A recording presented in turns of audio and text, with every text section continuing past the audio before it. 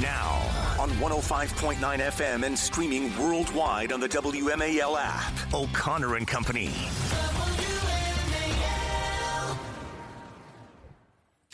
My name is New York City. You killed my father. I will prepare to die. Yeah. That's it's my best Mandy Patinkin right now, as he has just come out full-throated in favor of Zoran Mamdani, who will kill his city. We'll give you the details of that coming up in a little bit. Also at 6:35, Cal Thomas will be our guest. At 7:05, Dr. Kevin Roberts of Heritage Foundation. And at 8:05, the leader of the House minority in Richmond, Terry Gilgore. Talk about that special session going on. It's Larry O'Connor with Julie Gunlock. Good morning, Julie. Good morning. You are a radio talk show host on WMAL in Washington, D.C., which means, of course, you're an unindicted co-conspirator and whatever the hell the FBI wants to throw at us. We've been called the radical right, the unhinged, racist, xenophobic, hate mongers, the insurrectionists. And to top it off, I am a traitor to my sex, Larry. Oh, that's true. Yeah, that's right. True. You get a double dip there. That's Absolutely, right. You are. That's what we've been called really since Rush Limbaugh emerged in the very late 80s and early 90s, and the new medium of what we now know as conservative talk radio has been born. It's really just talk radio. We happen to have a conservative perspective. I'd love to hear a liberal try to do it, but their lies don't hold up. That's why liberals do a little bit better with podcasts, because they can control their editing. They can control who they talk to. They don't have to take phone calls and get challenged, things like that. And so we have seen the emergence of a radical left-wing voice. But here's the funny thing. The radical left-wing voice within liberal new media podcasts, they're celebrated by the likes of, the mainstream of the Democrat Party, Kamala Harris, Barack Obama, the Clintons. They all go on these podcasts no matter what the hateful rhetoric is that they spew. We have an example of it, Julie, but have you noticed this trend as well, that there's never any sort of othering of the radical left? Look, and these shows aren't as successful because they compete with things like, everything, like Hollywood and academia and every single form of entertainment out there. They aren't breaking new. They recycle the same guests. They recycle the same celebrities. It's all groupthink. It's all patting each other on the back. Mm-hmm. Why would you go to some random left-wing podcast when you can just turn on the television? So it's not easy for them. They're not breaking new ground. We're about to play for you Jennifer Welch, who is the host of a podcast called I've Had It, which is, by the way, you want to build your male vote and your male audience here. Please don't put an angry 50-year-old woman out there with a constant scowl on her face screaming, I've had it, because trust me, my fellow men, we don't need to have that in our lives. We get enough of it. Yeah. So we understand you've had it with us not hitting the toilet rim properly, or getting the seat down, or putting our dirty socks in the laundry appropriately. But if you have to start screaming at me about how I vote, enough is enough. All right?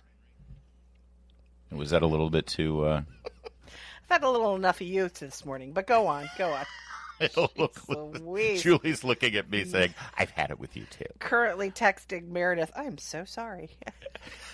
So that's Jennifer Welch's podcast, and I don't know where she came from. It's just come out of nowhere. But what you're about to hear is from her latest episode, and it is a perfect insight into the Zoran Mamdaniification of the Democrat Party.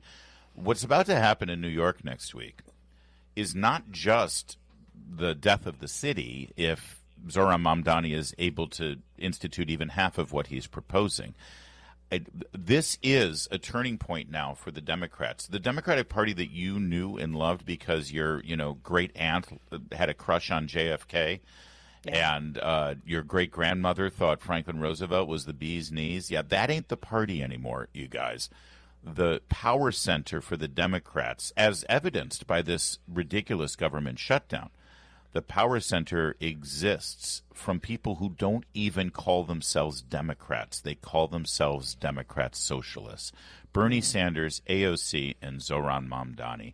And Jennifer Welch, I mean, say what you will about people who are in the media, especially the new media. Those of us who do this for a living, we do have a sixth sense and an appreciation for the way the winds are blowing. And we can see how a political movement gains momentum. And Jennifer Welch, she's speaking for tens of millions of people on the left when she says this. Take a listen.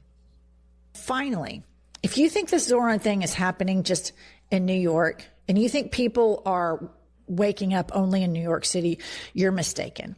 Look at this clip of a wine mom at the No Kings March. Play the clip. Whatever his name was? Charlie Kirk, ma'am? Yeah, him is horrible. Horrible. Charlie Kirk is horrible? Yes, I'm glad he's not here. You're glad he's dead? Yes.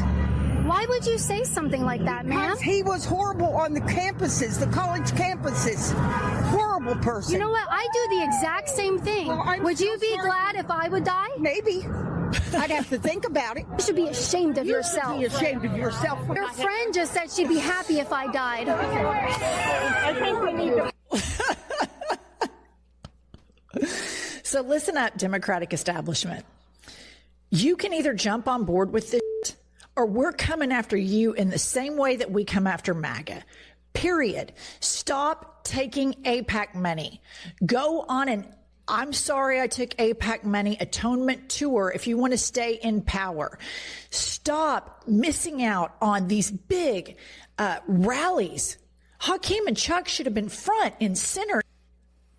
There's more, but I just want to pause there. You heard it.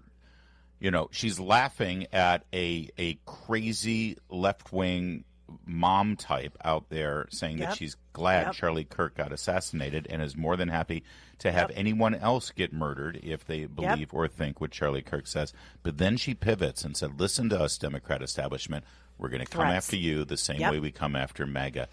Julie, is this an outlier, or is this kind of what you see as you're surrounded by these types?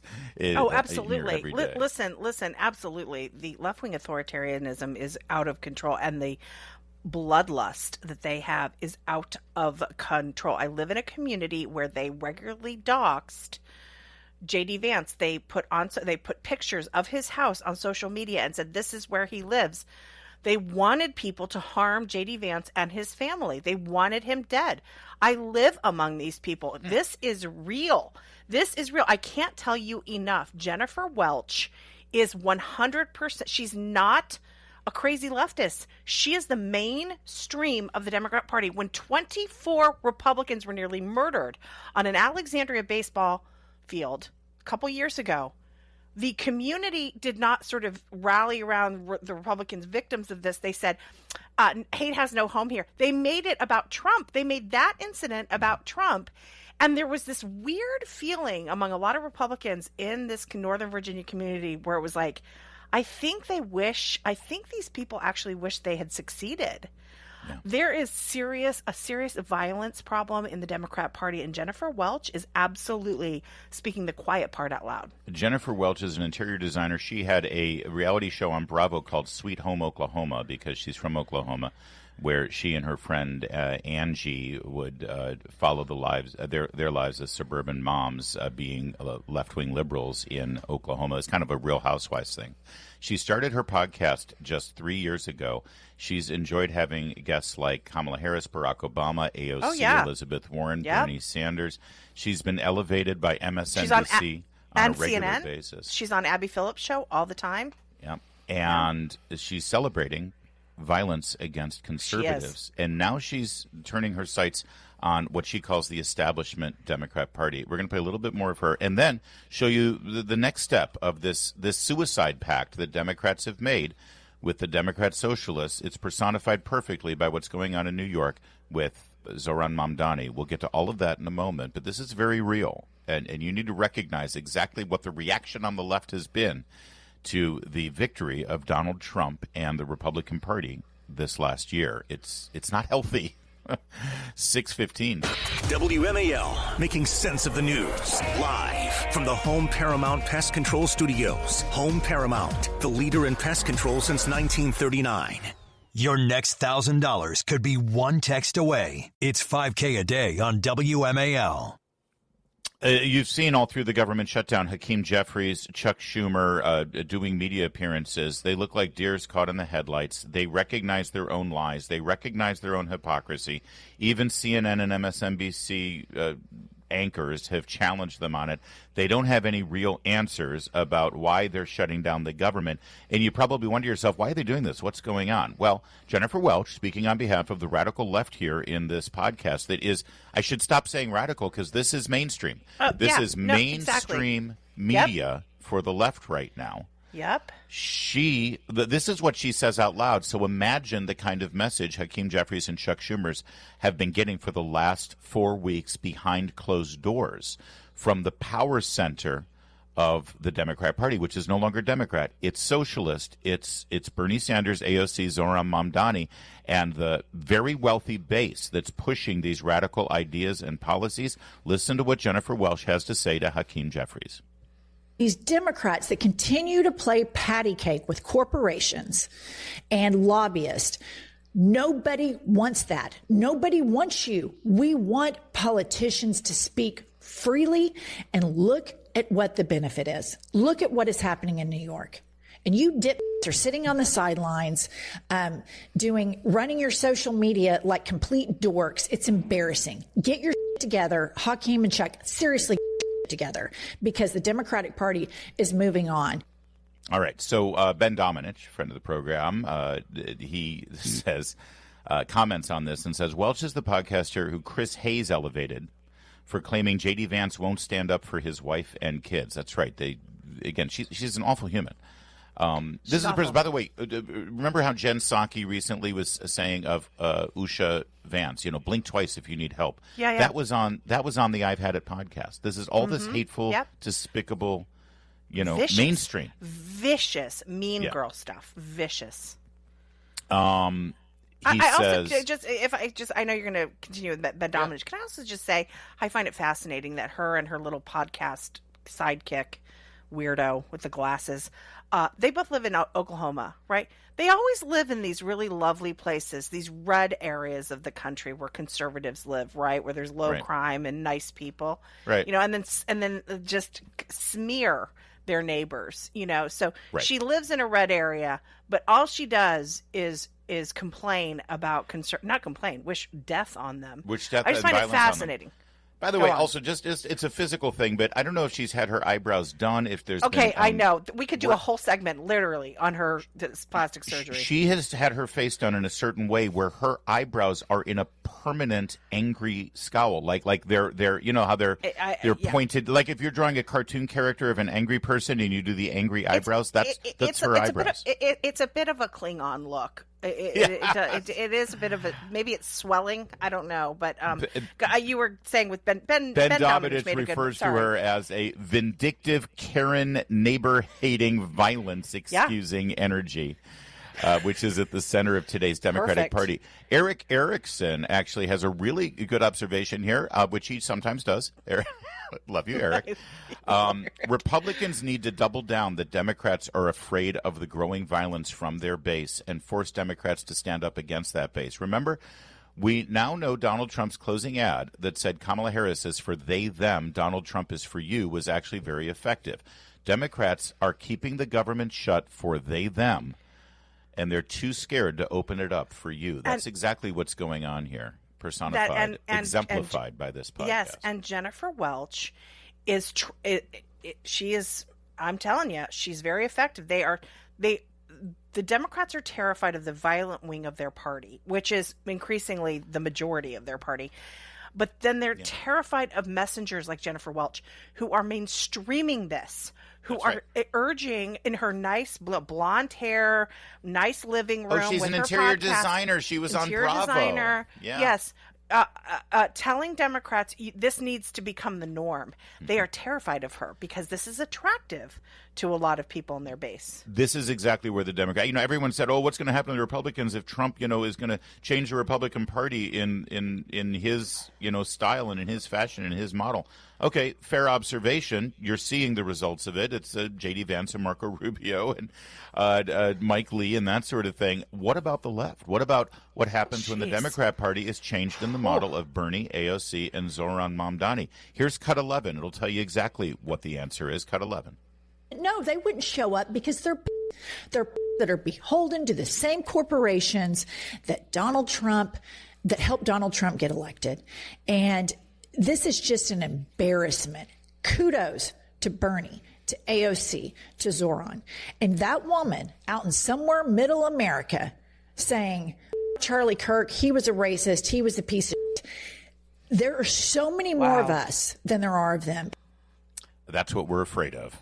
And that's exactly what Chuck Schumer and Hakeem Jeffries are afraid of. That, more than anything else, explains why the government is still shut down and why you can't get a paycheck. And by the way, she speaks for Abigail Spanberger.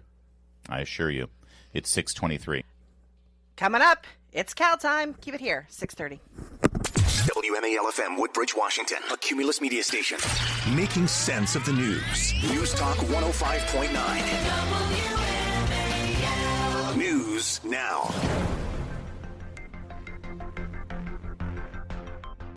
Now, on 105.9 FM and streaming worldwide on the WMAL app. O'Connor and Company. It's O'Connor and Company with Larry and Julie this Wednesday morning in your nation's capital. At 7:05, we're going to speak with Dr. Kevin Roberts of the Heritage Foundation. At 8:05, the Republican leader in the House of Delegates in Virginia, Terry Kilgore, on the special session for gerrymandering. And it is now 6:37 on a Wednesday. That means it's time for the one, the only, the irreplaceable, the irascible, Cal Thomas. Good morning, Cal, syndicated columnist extraordinaire. I thought you were going to say irrelevant there for a second, but thank you very much for all those nice words. Of course. Listen, I see that you're focused on this Bill Gates 180. We talked about it earlier in the program, but good to revive this conversation. The damage that was done by the climate zealots who kept saying we only have 8 years left to save the planet, 12 years. Now Bill Gates is like, yeah, the planet's getting warmer, but human beings will adapt. It's not existential. Maybe we should focus on other things that can make life better. Where are the apologies? Cal, there are a lot of people whose lives and careers were ruined, scientists who said exactly that over the last 20 years, who have been marginalized and ostracized. Well, to paraphrase another famous line, being wrong means never having to say you're sorry. That one member of the cult leaves doesn't mean that AOC, John Kerry, Greta Thunberg, and all of these other Apocalypse Now people are going to leave the cult as well. They'll find other people because this is a faith to them. They got to put their faith in something. I'm reminded of the great W.C. Fields, who once said, everybody has got to believe in something. I believe I'll have another drink. I'd suggest that they all turn to that option and stop trying to force us into electric cars and mess with our light bulbs and our shower and toilet flow and all this other garbage that they're always forcing on us. Remember Newsweek magazine back in the 70s said, scientists claim we're all going to freeze to death in a new ice age, and everybody was supposed to adapt to that. Alar was going to kill us if we ate apples on it. Chocolate was bad for us. If you wait long enough, the truth will come out. Yeah, you're right. And it is also other cynics are following this and saying, well, that's just Bill Gates going where the winds are blowing and where the money's going.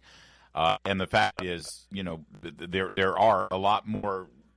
The power center in Washington, D.C. has certainly shifted from all of the climate zealotry. Right, and not just in Washington. New York Governor Kathy Hochul said yesterday, I think, that this whole climate business is getting too expensive, and her job is to keep the lights on. Well, duh. Cal, I want to switch over to Trump's recent travels to Japan, his meeting with the new prime minister who's being described as Asia's Margaret Thatcher, but also the Kuala Lumpur peace accords, the trade deal, the peace accord between Thailand and Cambodia, and the trade deal with Cambodia, all excellent news, not being covered naturally by the corporate media here in America, but this is a really good position in terms of our positioning with China, correct? Absolutely, and he is on a roll, and so is the stock market. If you look at it, it's been up hundreds of points, and a lot of people with 401ks and other retirement funds are going to be very, very happy about this. Look, the Japanese Prime Minister is a hoot. She's cute. She smiles a lot. She's smart. She jumps up and down. She lets Trump put his arm around her. She puts her arm around him. I mean, this is a whole new look for the usually staid and look of Japanese people. Are very serious people. They study hard. They work 18 hours a day. She is cool, and I really like her. I mean, I'd love to meet her. But he's on a roll over there. Now the big one comes with President Xi. Will there be some changes in policy related to China? There was a story this morning that one of the newspapers that Trump is trying to free America from China. There was a time, there still is a time, when you turn over anything that you buy, a lamp, whatever product, and it's all made in China. We need to bring these things back to the United States, even if they may cost a little more. And I think that's what he's trying to do. Certainly with the fentanyl, we don't need any more of that from China coming through Mexico. But he is on a roll domestically and foreign policy, and all the left has is shutting down the government. That is not a winning issue. Yeah, listen, they're praising this new prime minister of Japan, and you're right. We talked about it yesterday. She seems so thrilled to be campaigning with Trump and side by side with Trump in front of the troops. They're calling her Asia's Margaret Thatcher. I know what you're trying to do here, Cal. It's not going to work. My heart still belongs to Giorgia Meloni, and stop trying to tempt me. Well, you probably like sushi too. You know, there was a comedian in Georgia years ago. He said, "I don't know why people are so excited about sushi. We've had sushi in Georgia for a long time. We just call it bait." Cal, 1 week from today, you and I will be having another conversation with Julie here, and we'll be reflecting on last night's election results. What are you looking at? New Jersey, Zohran Mamdani in New York, and, of course, right here in our backyard in Virginia, the Spanberger campaign that seems to be spiraling thanks to that anchor around her neck, Jay Jones. You want to give us some predictions? I don't do predictions, Larry, but I will tell you what is frightening. There was and by the way, the New York Post has done some absolutely magnificent reporting on the background of Mamdani and his associations with people who are associated with terrorists and who were praising 9/11 and all kinds of other stuff. It doesn't seem to be having that much of an effect. But the amazing story yesterday in the New York Post was that that even people who are going to vote for him disagree with his policies, but they're going to vote for him anyway. That, to me, is just the definition of stupidity. This guy is going to be a disaster if he follows through on what he's saying, and there's no reason he shouldn't. People who are critical of those who are critical of him are bringing up the old Islamophobia business, just like they do racism when they don't like something. This is about policy, and you can't give away free stuff. I mean, nothing is free. Everybody's got to pay for it, and he wants those rich white people to pay for it. I don't think it's going to work, but they're going to rue the day they vote for him, I guarantee you. That's one prediction I'll make. But of course, it's the rich white people who are lining up in droves to vote for him. That's the irony. Well, that and a lot of them are going to be leaving when they find out how wrong they were. They're already leaving. That's right. Hold on a minute. Free buses actually cost something? Hold on a second. How's that going to work? Well, even Montgomery County is giving away some free bus rides, but it's to seniors and the disabled. You just had a spot on that before I came on. Yeah, that's fine. That's limited. That's totally understandable and defensible.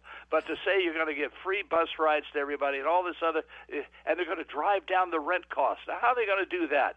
They're going to make groceries for free. We've seen how that's worked out in that Kansas City grocery store that went bankrupt. You can't do it economically. You look at the lines of the Soviet Union. That's what happens when you try to give away free stuff. You don't have anything to give away anymore. Hey, Cal, real fast, in Virginia yesterday, the NAACP endorsed Abigail Spanberger, the whitest woman on the planet. And she's running against literally who would be the first black woman to be governor of Virginia. Does the NAACP stand for anything anymore? Are we done with racial politics now in America after this? Well, I wish we were, but this just proves once again, as it did with Clarence Thomas, Thomas Sowell, and many others, and Margaret Thatcher. You mentioned it's never about gender or race; it's about ideology, and they just use these things, gender and race, to try to stir up people. But the NAACP is really a worthless organization. They had their time; they did a good thing, but now they should retire and just go to meetings.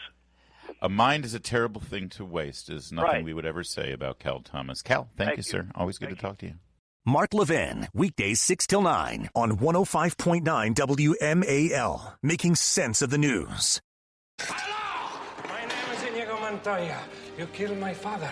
Prepare to die. Stop saying that! Oh! Hello! My name is Inigo Montoya. You killed my father. Prepare to die! For many people, the first time Mandy Patinkin was on their radar as an actor, it was that scene, of course, iconic, Inigo Montoya from Princess Bride. Of course, his other famous line from that movie, Cut 16. You keep using the word. I don't think it means what you think it means. For many of us also, maybe they first knew Mandy Patinkin in the role of Sal, the CIA agent and executive in Homeland. Me, of course, I'm a Broadway nerd, so I first knew Mandy Patinkin when I was a child because he originated the role of Che Guevara in the Broadway production of Evita with Andrew Lloyd Webber. And then, oh my gosh, George Surratt in Sunday in the Park with George, Stephen Sondheim musical. I could go on and on. Anyway, he's great, a transcendent actor, an incredible, iconic singer, too. But now, sadly, I believe he will best be remembered as a suicidal liberal Democrat Jew in New York who is going all in on the radical jihadist communist known as Zoran Mamdani. He put out a video yesterday. They're trying to bring as many Jewish people to the table in New York to stand up next to this guy and say, he's fine, don't worry, everyone, he's fine. Here's Mandy Patinkin, Cut 17. Rolling. Okay, we've got until Tuesday, and don't take anything for granted, right? No, I've never taken you for granted. I'm not taking this for granted. We are going to win this because we have this extraordinary human being who is going to lead our city and eventually, if we're really thinking, our nation and the world to a better, safer, all-inclusive existence. And that's what I love about this guy. So please head on over to ZahranForNYC.com/GOTV. Sign up for a shift, knock on some doors, make some phone calls, and let's win a city. And don't assume anything. Work until the 8th. And don't listen to her. Listen to him. But we will keep working. Yes, for a long, long time. You can't do anything better than get out that vote, get your friends to vote, knock on doors, make some phone calls. I can't anymore. That's enough. Stop. It's so sad. It's so pathetic. That's his wife and actress, Catherine Grody, who is on board with this as well. Their religion is leftism and Marxism, Julie. Not their Jewish religion is not actually operative in this case. You're absolutely right. It just breaks my heart. I mean, he's a wonderful actor. His wife is an actress, and he's sort of he has a very funny social media platform that he does sort of videos with his son. It is tragic to me to see prominent Jewish Americans. Yeah. Again, suicidal empathy. It's the only term that fits here. I don't understand it. It's terrifying. It's virtue signaling, and they get social cred for supporting this guy and saying, look, I'm a Jew and I don't mind him. He's fine. And you're right. It is ultimately where this leads is suicidal. Here's Jon Stewart. Same thing. I wish you all the best. Honestly, I think any New Yorker who looks at someone getting an opportunity, who's representing communities that have not been as represented, a Muslim, a young person, a progressive, a democratic socialist, there are so many different communities that are looking to you. And this, I hate to put it on you, as a bit of a Jackie Robinson moment. I can't. It's nauseating. Jackie Robinson. Can you imagine comparing him to Jackie Robinson? What is wrong with him? What is wrong with Jon Stewart? That is insane. It is an insult to Jackie Robinson. We are witnessing literal insanity right now, just north of us. The Acela corridor will never be the same. It's 6:54.